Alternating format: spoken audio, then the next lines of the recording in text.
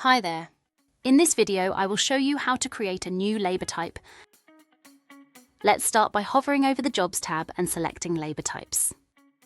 Labour types are paramount as they are the key headers used to categorise your labour units, as well as being used in vehicle reminders and reporting features. The labour types displayed will include options such as MOT, service and standard labour types.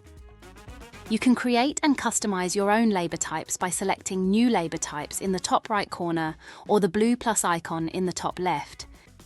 Let's create a new labour type together. We're going to call this new labour type Tyre Fit and assign it as our fourth type in the display order. We can skip both the MOT and service type tick boxes as these are not relevant to our new Tyre Fit labour type.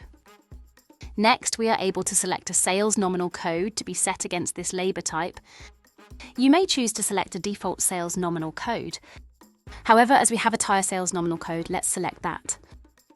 To finish up, select the necessary sales tax code, which on this occasion is our standard rate 20% tax code. To finalise the creation of your new labour type, click the Save button. Thanks for watching. For further assistance, feel free to visit our help centre to reach out to our support team. We're always here to help.